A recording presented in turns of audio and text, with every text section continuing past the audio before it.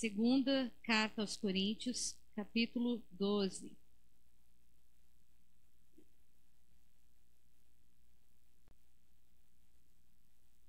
Vamos ler o versículo 10. Ele diz assim: pelo que sinto prazer nas fraquezas, nas injúrias, nas necessidades, nas perseguições, nas angústias, por amor de Cristo.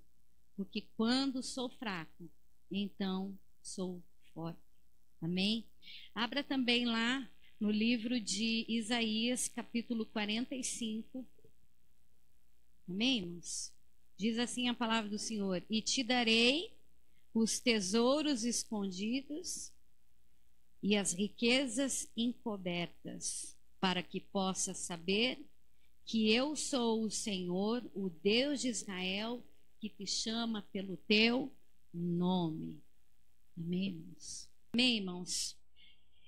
Eu gosto muito, especialmente desses dois versículos, eles falam muito no meu coração. Eu estive orando essa semana, apesar de nós estarmos numa proposta de falarmos sobre conhecendo o inimigo, destruindo suas ações, o Senhor me mandou falar essa mensagem nessa noite. E a gente é obediente, precisa ser obediente. Às vezes nós nos programamos, mas o Senhor, Ele sempre tem algo para as nossas vidas. E eu quero falar nessa noite sobre como que nós crescemos em meio às adversidades, como que nós encontramos tesouros escondidos na nossa vida nesses tempos difíceis, né? Eu não sei aqui quantos já tiveram medo do escuro alguma vez na vida, ou tem, né? Mas muita gente tem medo do escuro, principalmente criança, né?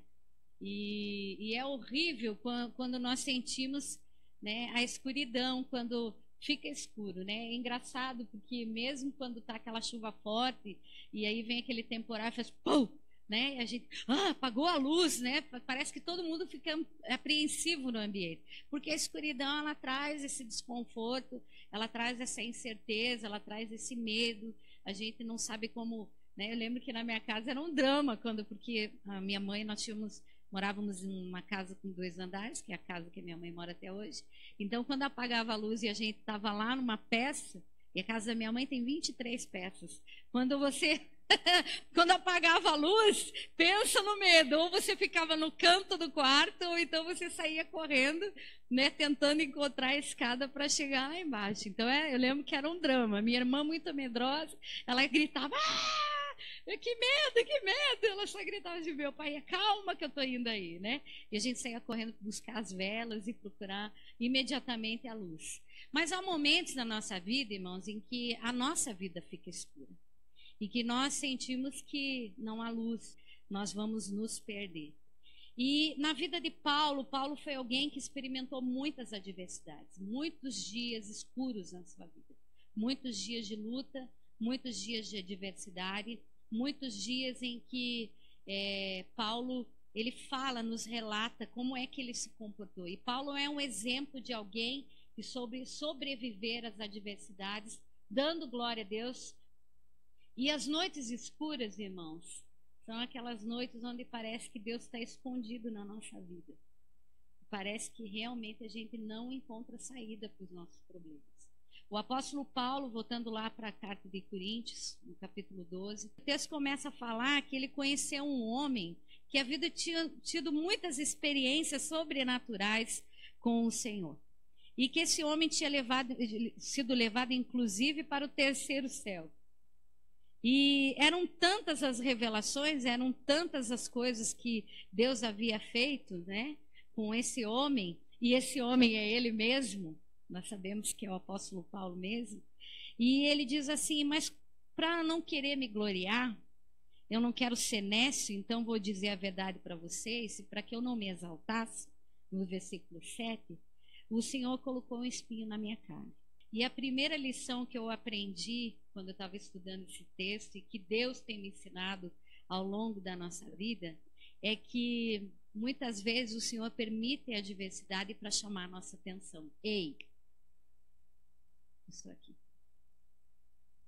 Ei, eu sou o Senhor. Ei, eu controlo a sua vida. Ei, volta para mim. palavra do Senhor diz que Paulo, ele foi levado a se perceber na situação. E ele foi levado principalmente a perceber Deus na situação. Em momentos em que as coisas ficam difíceis, em momentos que a vida fica escura, o Senhor quer nos chamar a encontrar tesouros escondidos. E um dos tesouros escondidos é que o Senhor nos chama a atenção para Ele. Para Ele. Ele acende uma luz na nossa história. Que é Ele. Que é unicamente Ele. E não é fácil, irmãos. Para quê? Para que o Senhor chama a nossa atenção? No caso de Paulo aqui, é para conquistar Paulo no seu orgulho. Se tem uma coisa que a adversidade faz, ela nos conquista. Ela conquista o nosso orgulho. Porque quando a gente quer se exaltar, quando a gente quer dar uma de que pode, de que é, então o Senhor diz, não pode. Não é. Não é desse jeito. Então nós lembramos quão frágeis somos. E eu não sei se você já viveu uma grande adversidade, mas eu já vivi muitas adversidades. Na área da saúde, na área financeira, na área emocional, com filhos, com o marido no sentido assim, não, graças a Deus, não no casamento, mas o Hermes ficou doente 4 meses, ele teve uma obstrução, né, do canal da uretra com uma pedra no rim, ele começou a perder um dos rins. O Emerson chorava de dia e de noite, gritava, e os médicos não conseguiam fazer nada, foi tentar fazer aquela explosão, não foi possível, fez cirurgia, dias depois ele voltou. Nós estávamos vivendo um tempo de crise, de muita dificuldade, e você tendo que lutar com tudo aquilo, e a gente começou a se desesperar. Eu achei que o Emerson ia partir dessa para melhor, e o momento era muito difícil, e aí naquele momento o Senhor falou para mim, Gisele, eu estou trabalhando. Ele chamou a minha atenção, eu estou nesse negócio. Porque há momentos, irmãos, que você ora. Eu nunca esqueço um pastor, nesse tempo de dificuldade, ele falou para mim assim, Gisele, quantos pastores você já trouxe aqui para orar na sua casa? Quantas vidas você, né, já trouxe aqui para compartilhar o teu problema? Quantas campanhas você fez de oração e nada está acontecendo? Então, Gisele, está na hora de você perguntar para o Senhor. É o Senhor? Ele sempre tem. Mesmo quando é difícil. O apóstolo Paulo, em Romanos capítulo 8, ele diz, ora, sabemos que todas as coisas contribuem para o bem daqueles que amam a Deus. Até aquelas situações que nós oramos, por quê? Esse filho desse jeito, esse marido desse jeito, essa mulher desse jeito, essa situação financeira desse jeito, essa empresa que não vai para frente, essa resposta que não veio, essa situação que me envolve e que eu não enxergo luz nenhuma. E o Senhor está nos atraindo para Ele. Aquela autora do livro O Poder da Esposa que Ora, ela escreveu um livro que é sobre como enfrentar, acho que, tempos difíceis. Eu não sei se é esse o tema do livro, a Storming. É isso? Não me lembro o nome dela agora. Mas ela fala uma coisa, que encontrar tesouros escondidos na escuridão é algo interessante, porque quando você está na escuridão, a primeira coisa que a gente procura é a luz. É ou não é? Nós vamos procurando a luz. Então, muitas vezes o Senhor nos coloca nas zonas escuras da vida para a gente correr para a luz. Às vezes a gente pensa estar na luz, mas nós já estamos em escuridão. Mas nós conseguimos caminhar enquanto dá para enxergar alguma coisa. Enquanto, como dizem os meninos, está tranquilo e favorável, né? Você vai caminhando e você, né, dá para enxergar ainda, meio que tateando, meio que encostando no outro, mas está dando para ver alguma coisa. Aí o Senhor vem e apaga tudo. E essa hora a gente é chamada a atenção em vê-lo, em enxergá-lo, em buscá-lo. É difícil para a gente entender isso. É difícil para a gente compreender. Por que tem que ser assim? Por que Deus não pode ser diferente? Mas o fato é que nós estamos muito distraídos sempre, com os nossos próprios problemas, com os nossos próprios questionamentos, com a nossa própria vida. Nós estamos envolvidos com aquilo que é interessante para nós. O apóstolo Paulo, ele está aqui advogando a sua causa e, de repente, de alguma forma, o Espírito diz para ele, olha, conta a verdade aí. Eu estou falando, eu estou conjecturando aqui. Mas eu entendo que ele diz assim, eu não quero ser nesse com vocês, eu quero dizer para vocês. Ele permitiu que o espinho na carne fosse colocado, para que eu lembrasse quem eu sou e quem ele é. Às vezes, irmãos, há momentos da nossa vida que nós pensamos que está tão difícil, Deus. Mas Deus está querendo comunicar alguma coisa. Deus está querendo aproximar você verdadeiramente para a luz, para que você o encontre no meio daquela escuridão. Então, Ele está chamando a atenção. Você está entendendo, irmãos? Ah, mas eu estou indo na igreja, pastor. Ah, pastora, mas eu estou lendo a Bíblia. Ah, domingo eu estou lá, né? Irmãos, o Senhor sempre quer nos aproximar para uma vida mais íntima com Ele. Mais íntima. E se tem momentos onde a gente vai fazer isso de verdade, é nessa hora. Mas nós entendemos, irmãos, que para nós que estamos aqui, talvez você esteja a primeira vez na igreja, não sei, né? Mas o fato é que o Senhor, Ele quer dizer algo quando o sofrimento chega, quando a escuridão chega. Então, a primeira lição é, Ele quer chamar a nossa atenção. Para quê? A segunda coisa, Ele quer conquistar o nosso orgulho. Porque a nossa dor, né? Porque a sua dor o impedia de ser orgulhoso. Cada vez que ele pensava, eu vou prevalecer, ele lembrava que ele tinha um espinho na cara. Epa, eu não posso dar vazio. Eu não posso. A terceira lição que nós aprendemos e que faz com que cresçamos na diversidade é lembrar-nos aonde está a nossa força. Em 2 Coríntios, aqui no capítulo 12, no versículo 9, ele diz assim: e disse-me, a minha graça te basta, porque o meu poder se aperfeiçoa na fraqueza. Quando é que eu sou forte? Quando tudo está indo bem? Quando tudo está no meu controle?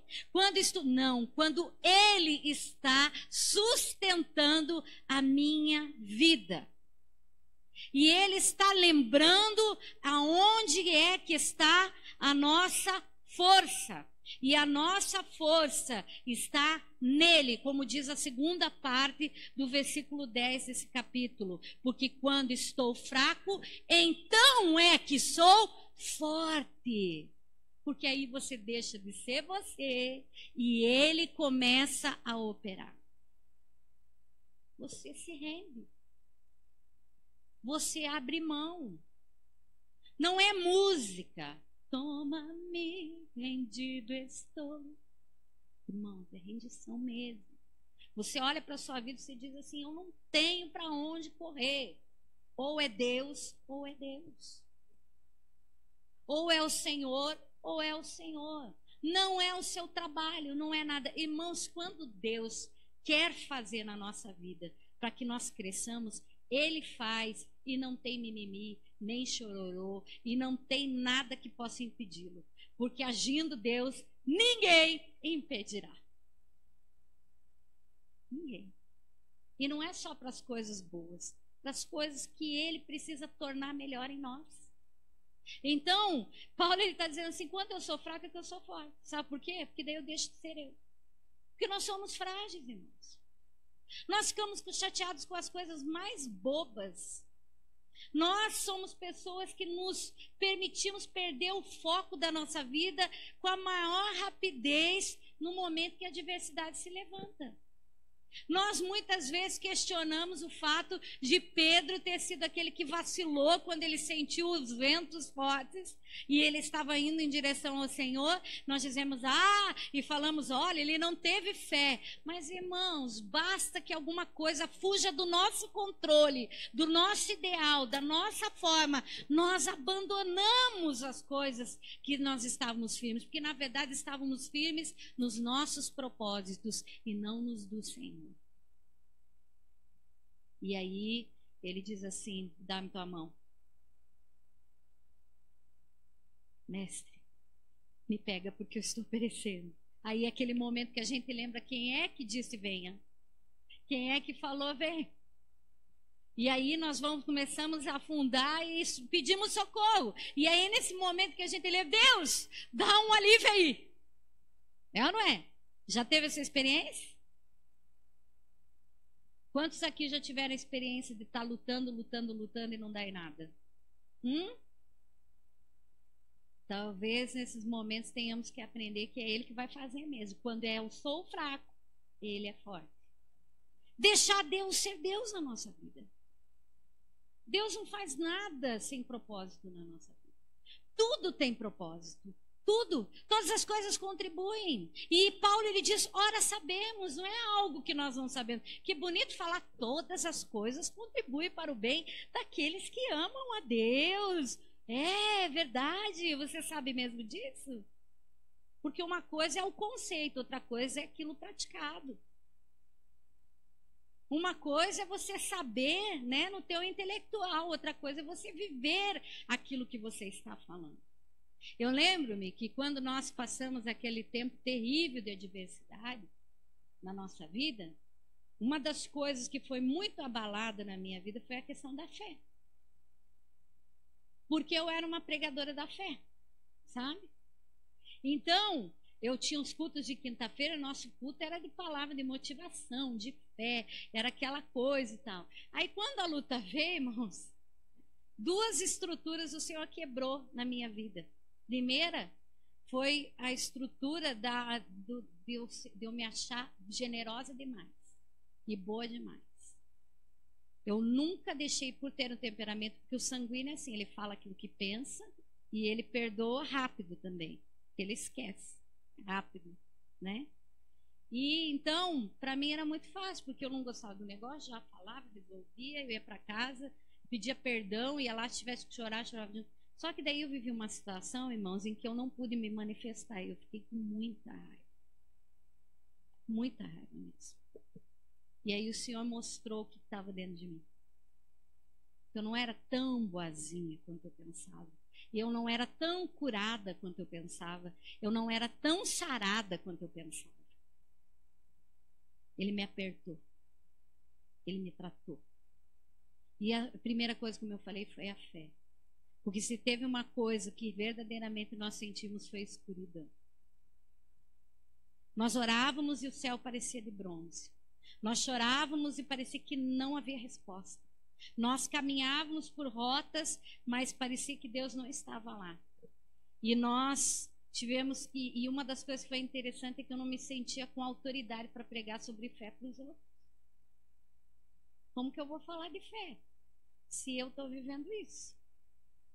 Como que eu vou falar que Deus tem poder se eu estou passando por essa prova? Como que eu vou me manifestar para alguém se eu estou enfrentando esse problema agora? O problema, irmãos, é que eu não tinha que ser nada mesmo, era Ele quem tinha que ser. Só que eu não sabia disso. Eu achava que a minha vida tinha que estar totalmente alinhada para que Deus pudesse ser Deus em mim. Quem falou isso? Quem disse isso? Se a maior vitória que Deus teve na terra foi numa cruz. Se a maior vitória que o seu filho declarou foi numa cruz. E aí eu lembro que o Senhor, Ele foi ministrando ao meu coração e foi dizendo, Gisele, você esqueceu que eu sou quem faz. A força está em mim. E uma senhora estava muito doente próximo à igreja. E naquele dia eles me pediram para ir orar lá na casa dela. Próximo ali à Avenida Salgado Filho. Quando cheguei lá, essa senhora estava num estado muito grave.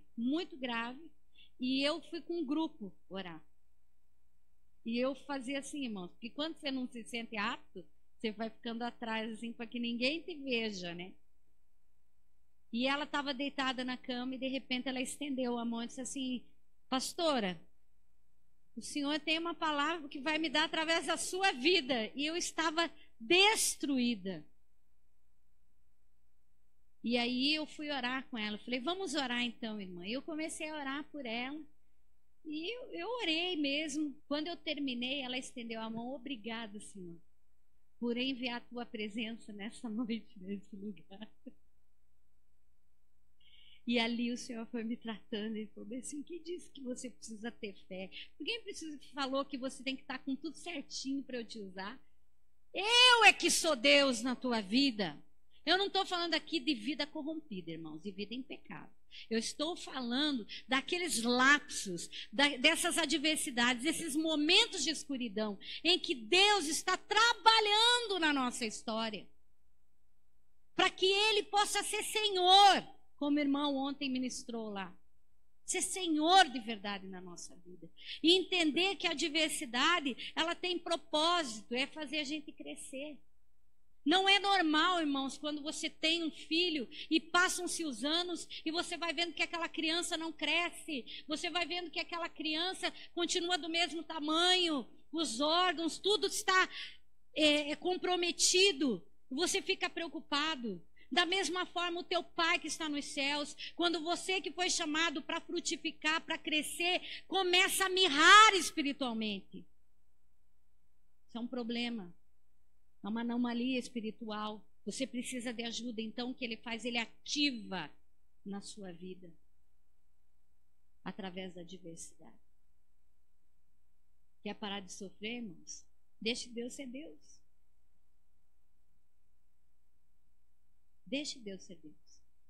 O problema de Jó não é que ele estava pecando. Esse não era o problema de Jó.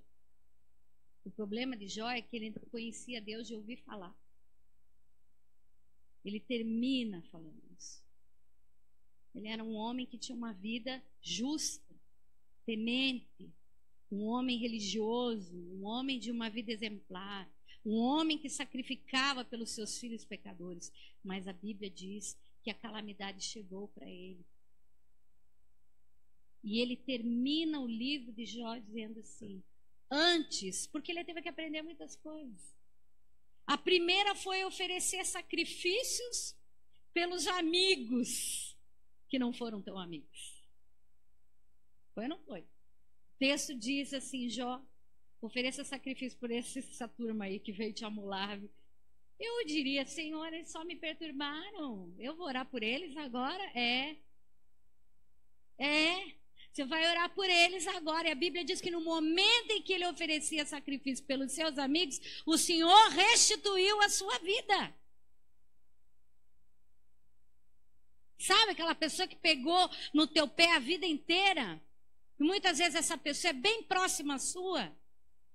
Às vezes é um amigo, às vezes é um pai, uma mãe, alguém que você se relacionava bem e um dia te decepcionou e aí você quer que o Senhor te leve para um novo nível, mas há pendências aqui. Assim como na vida de Jacó, você vai lá se acertar com Esaú, com a casa de teu pai, aí você vai seguir adiante.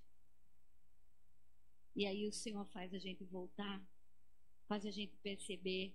E eu lembro, irmãos, que já contei, acho que aqui, como que foi a minha experiência. Eu fiquei 1 ano sem pregar, porque eu não me sentia digna de subir no púlpito. E eu fazia tudo para me desviar. O pastor dizia, vai pregar hoje? Não, hoje não, veio outro. Tinha bastante pastor, deixa outro. E eu lembro que ele viajou e ligou no meio do dia. Gisele, hoje você vai pregar. E o tema, você sabe qual é? Restituição. Irmãos, quando eu vi aquela música Restitui o que era de volta, que é meu, sabe? Eu era bem naquela época. Eu falei bem assim, Senhor, eu não tenho nem força mais para cantar essa música. Porque a gente tinha perdido tudo. Estava morando em Favor na casa da minha mãe. Nós estávamos fora da nossa casa. Nós passamos vergonha. O meu irmão, ele dava do vale de refeição dele para a gente poder se alimentar. Assim, um terror. Foi uma situação muito difícil. E eu lembro que tinha algumas pessoas que nos deviam. Eu cheguei para o Emerson uma noite antes que Deus nos restituiu. O Emerson fazia 1 ano e meio que não conseguia emprego. Eu falei assim para o Emerson, vamos atrás agora dos irmãos que devem para a gente, vamos pedir aí. Ou vamos pedir ajuda para alguém, porque como que nós vamos passar? Ele falou, não, nós vamos orar. E nós oramos. Só que eu orei e eu estava com muita raiva aquele dia, de muitas situações. Foi numa segunda-feira. Antes disso, voltando, eu preguei naquele culto sobre restituição. Mas antes o Senhor falou para mim assim, Gisele, sabe o que você vai fazer? Você vai ligar para aquelas pessoas que te feriram lá e você vai pedir perdão para todas elas. E eu falei para Deus, mas não fui eu que errei, foram elas. Não, você vai ligar para elas, você vai liberar a vida delas. E eu liguei para uma por uma daquelas pessoas antes de pregar. Eu falei assim, me perdoa, olha, eu estou liberando você. E a pessoa, ai, não estou entendendo. Ai, chorou. À noite eu fui pregar. E preguei esse texto do Jó. E Deus usou a minha vida aquela noite. O pastor chegou no meio da mensagem. E foi muita gente para o altar, para a glória de Deus. Quando cheguei em casa, nem um centavo de dinheiro, falei isso que acabei de contar. Dormi. 6:30 da manhã, minha sogra chega lá em casa. Geise! Ela veio, eu vi com o documento do juiz, porque o juiz vai despachar até não sei que hora, se precisa assinar aqui, é o negócio da casa. A minha casa estava ajuizada. Eu falei assim, tia. E o Emerson olhou e falou assim, nós não vamos assinar nada. Não vamos assinar nada. Já perdemos. Ai, não quero saber desse negócio. Ela falou assim, não, o juiz devolveu a casa. O juiz devolveu a casa, Gisele. E aí, eu falei, como assim? O juiz devolveu a casa, só que tem até não sei que horário para despachar no juiz para mudar a documentação, enfim, não sei, não entendo.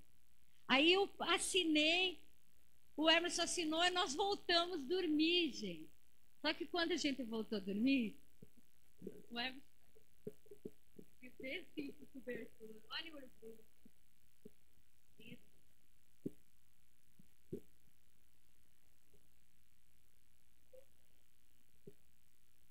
O Hermes vem assim, o que acontece? Estou com vergonha. Estou com vergonha de Deus. Porque ontem eu falei para o Senhor que o Senhor tinha esquecido de mim. Eu falei tanta bobagem naquela noite. E o Senhor nos devolveu a casa. 2 horas da tarde, eu fui na casa do tio Charles contar para ele. Ele era meu pastor. Eu cheguei para ele e falei assim, né? Eu tinha meu pastor, mas ele sempre foi nosso pastor.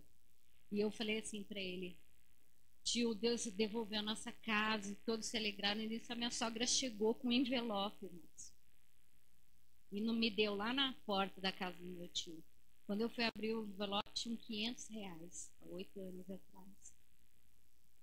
E nós não tínhamos um centavo para passar aquela semana. E eu entrei e eu chorei muito mais aí. Quando foi à noite, eu dava aula no seminário, tinha dado um curso, irmão, porque os crentes são uma bênção. Eles abençoam muito a nossa vida. E eu dei uma aula de graça, quase 6 meses, para uma turma de uma certa igreja. Ela veio assim, Gi, pastora Gi, olha, esse aqui, lembra das nossas mensalidades? A igreja conseguiu pagar. Naquele dia, naquela terça-feira, eles me devolveram todo o dinheiro. E aí, irmãos, nós passamos. E no outro dia o Emerson foi fazer entrevista de emprego e foi recolocado no mercado. Atitudes, irmãos, que fazem a gente perceber quem Deus é e quem nós somos. O poder que se aperfeiçoa na fraqueza. Quando eu sou fraco, é que eu sou forte. Deus vai ter que te manter mais alguns meses no deserto para você entender que Ele é o Senhor da tua vida e que no deserto não tem espaço para orgulho, não tem espaço para você, não tem espaço para continuar a vida do jeito que você acha que tem que ser. Quantos estão entendendo o que eu estou falando? Nós crescemos, irmãos, e Deus, Ele transforma a nossa vida. A quarta lição, estou na quarta, né, que eu fechei aqui. Deus valoriza, irmãos, mais o nosso serviço do que os nossos desejos. Paulo, ele poderia contar todos aqueles testemunhos, né? Se ele fosse hoje, ele seria muito famoso, ele teria o livro do homem que subiu ao terceiro céu. Mas ele preferiu não contar essa história. Ele preferiu não dar nome para ele, porque ele sabia quem ele era diante do Senhor, quão frágil ele era. Talvez o desejo do Paulo fosse se justificar no final da carta e dizer, olha, eu sou uma pessoa melhor do que você, eu subi ao terceiro céu e o Senhor... Às vezes, irmãos, eu acho tão interessante como a gente é na nossa vida, né? A nossa casa, os nossos filhos, o nosso ministério, o nosso carro, o nosso apartamento, o nosso trabalho, os nossos projetos, os nossos sonhos. Quem te esqueceu?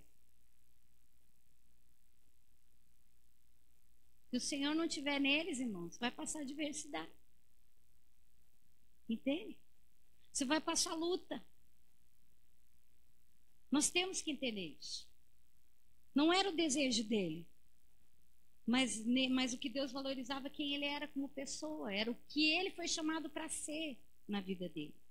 A quinta coisa, irmãos, é que Deus está fortalecendo a nossa mensagem. Abra lá Filipenses, capítulo 1, versículo 13 ao 15.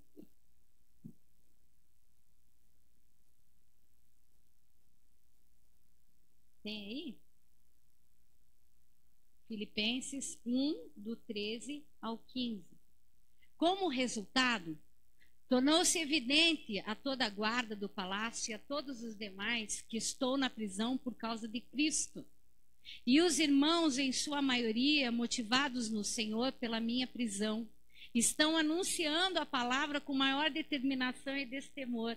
É verdade que alguns pregam Cristo por inveja e rivalidade, mas outros o fazem de boa vontade.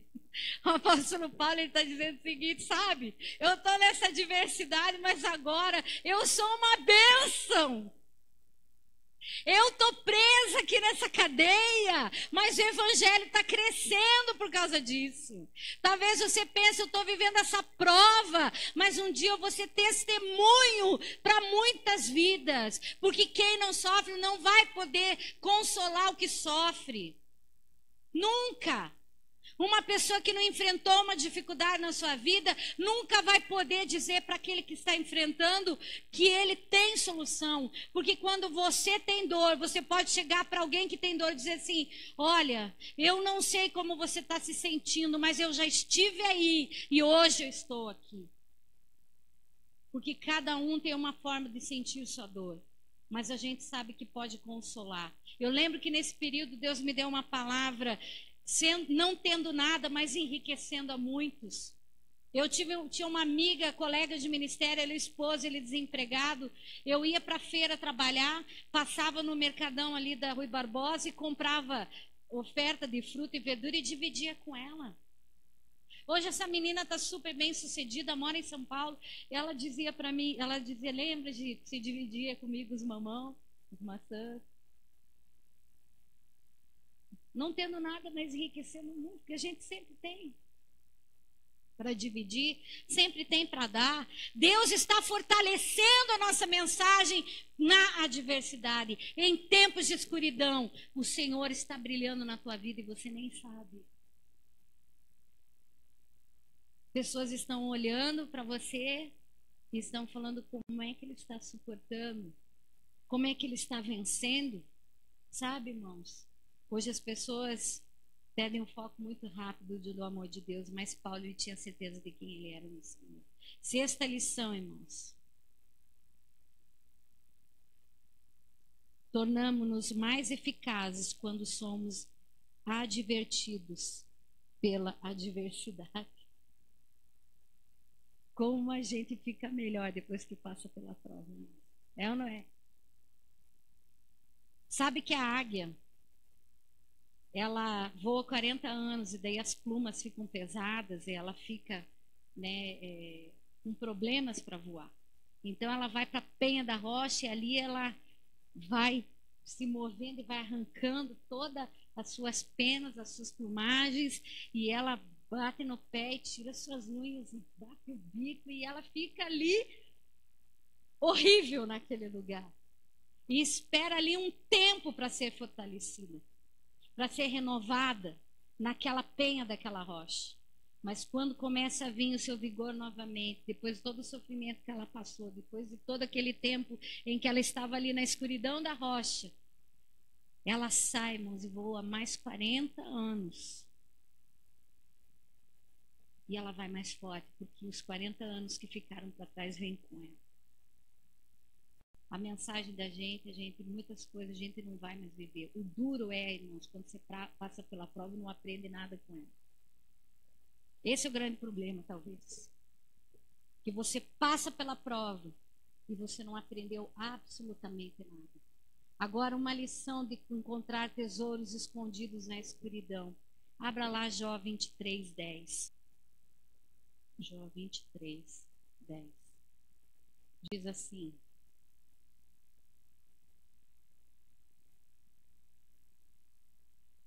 mas ele sabe o meu caminho.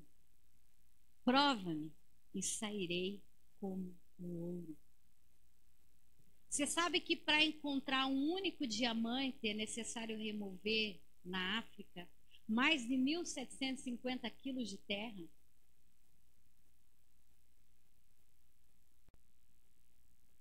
Dar-te-ei os tesouros escondidos e as riquezas na escuridão. As riquezas encobertas. E sabe, irmãos, é nessa hora da adversidade, que o Senhor, Ele traz o ouro para fora.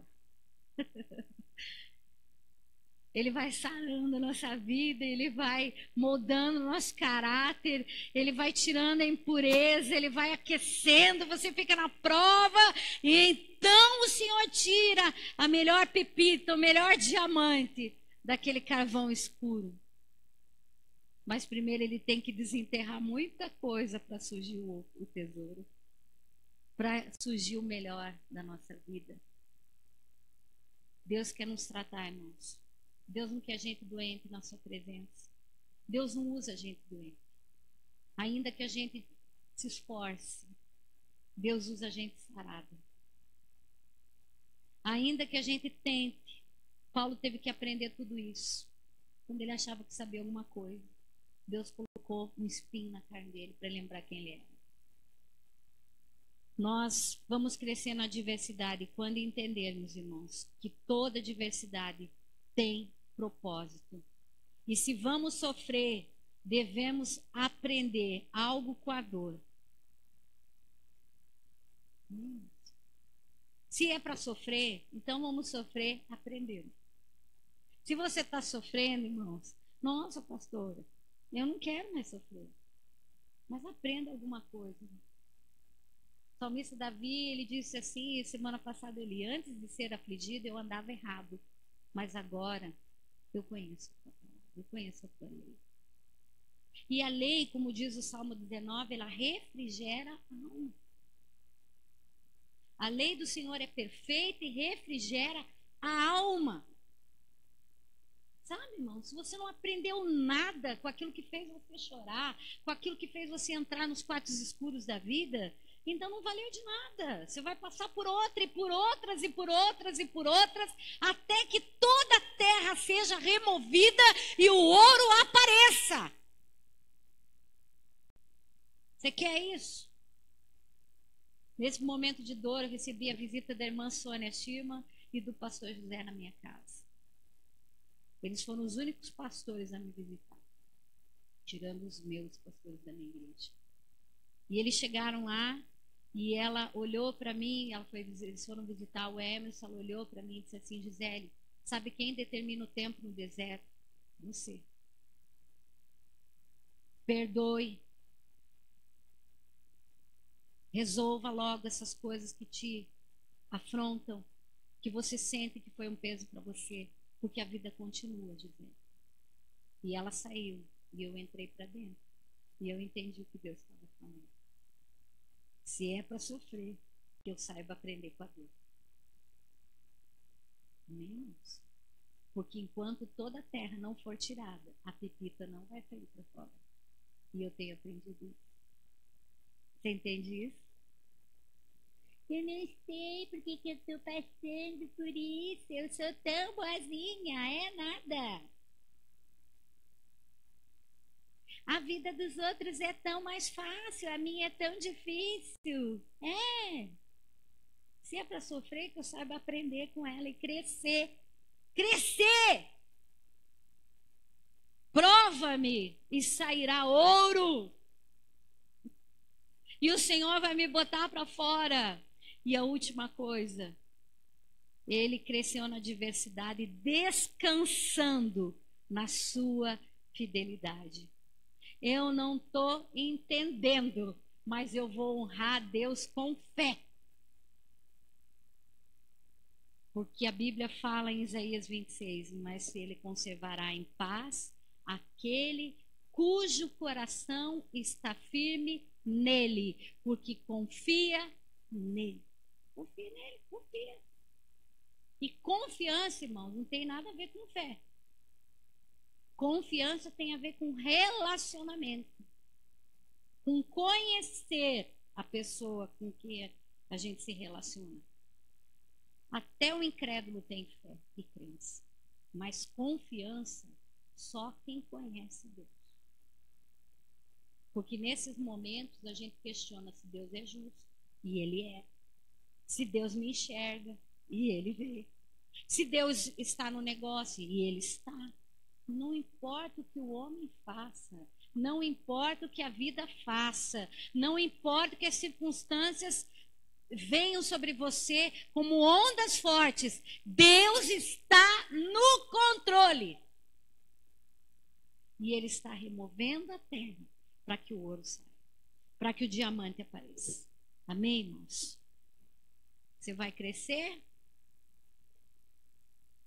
Você vai tomar uma resolução hoje e dizer assim: Senhor, eu entendi, quando eu sou fraco, eu sou forte. Que o teu poder se aperfeiçoa na minha fraqueza. Será que você poderia terminar nessa noite como os filhos de Israel, lá no livro de 2 Crônicas 20, quando eles não sabiam o que fazer com a sua vida, naquele momento terrível de cerco, naquele momento de adversidade? E o texto diz algo que eu acho tremendo. 2 Crônicas 20, e eu estou realmente acabando. Ele diz aqui, ó, versículo 20, acho que é o 10. Não, 12, desculpa.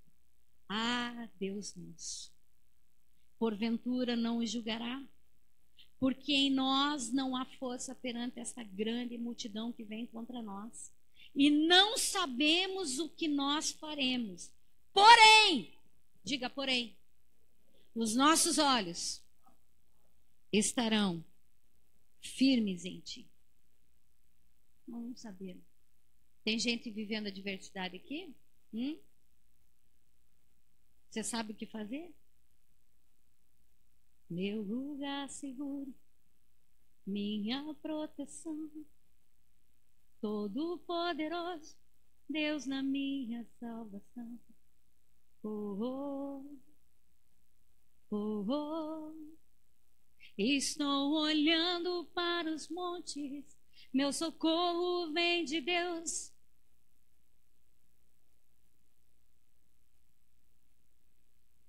Ele é o guarda de Israel, Rei da terra e é também dono do céu. Para onde você está olhando hoje? Para os teus clientes? Para o teu trabalho? Para o teu patrão? Para os irmãos da igreja? É neles que você tem posto os teus olhos? Não. Senhor, nós não sabemos o que fazer. Nós não sabemos. Eu não sei se eu caso, se eu compro uma bicicleta, se eu abro um negócio ou se eu vou procurar um emprego, se eu fico no ministério ou eu vou trabalhar, se eu largo isso ou faço. Não sei. Nós não sabemos. Mas os meus olhos estão postos em ti. E aí o profeta diz assim para ele, Josafá, é o seguinte: essa peleja aí você não vai ter que lutar, não. Você só vai fazer uma coisa: você vai cantar. Hein, irmão? Cantar! É! Você vai cantar. Você vai chamar os adoradores, os levitas, a turma da música aí, e você vai fazer um louvorzão. você vai fazer um louvorzão. E eu vou agir. E a Bíblia Deus diz que Deus agiu. E a música é tão interessante, que ela é uma música muito simples. Render graças ao Senhor, porque Ele é bom. Render graças ao Senhor, porque Ele é bom. Porque a sua misericórdia dura para sempre. Render graças ao Senhor. Render graças ao Senhor. Render graças ao Senhor. Sabe o que aconteceu? Os inimigos ficaram confundidos. E eles se autodestruíram. Porque se tem uma coisa que o inimigo não gosta, é quando tudo está indo mal na nossa vida. E nós estamos dizendo, eu ainda louvarei, eu louvarei. Quando eu chorar, vou me lembrar que até aqui tua mão me sustentou. Aí eu vou dizer para essa alma que não se converte nunca, cheia de autopiedade, Deus, vida, tristeza, meu Deus, que amanhã vai se manifestar quando alguma coisa der errado. Olha aí, a pastora falou. Aí o que você vai fazer? Você vai falar com essa alma, com esse coração que é desesperadamente corrupto, e vai dizer assim, eu ainda louvarei. Porque está batido a alma. Fica quieta aí.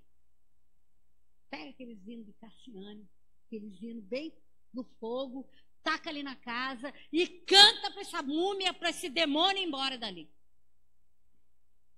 Sabe, irmão? E se alguém vier dizer ao contrário, você diz, o meu Deus vai mudar o meu cântico. Ele já está mudando. Eu vou louvar. Eu vou louvar o Senhor. Amém? Tem gente aqui passando pela prova? O único conselho que eu posso te dar nessa noite é ande em cima do que Deus está falando hoje. Amém? Sai daqui e pense assim, Senhor, o Senhor já me deu a minha resposta. Quanto a mim, os meus olhos estão postos em Ti. Não sei o que eu vou fazer. Mas eu confio no Todo-Poderoso. Ele cuida da minha vida. Ele cuida da minha história. E Ele vai fazer infinitamente muito mais do que tudo aquilo que pedimos ou pensamos. E eu quero abrir o altar para você nessa noite e convidar você que está enfrentando um dia difícil para colocar os teus olhos no Senhor. A Bíblia diz que Josafá se prostrou e clamou. Você vir clamar ao Senhor e colocar os teus olhos nele e dizer assim, eu vou sair daqui com uma nova disposição, aprender, porque eu quero crescer. Eu quero sair daqui, Senhor, sabendo que eu vou encontrar os tesouros escondidos. O melhor de Deus, irmãos, verdadeiramente está por vir na minha e na tua vida. Eu creio nisso. Eu creio firmemente nisso.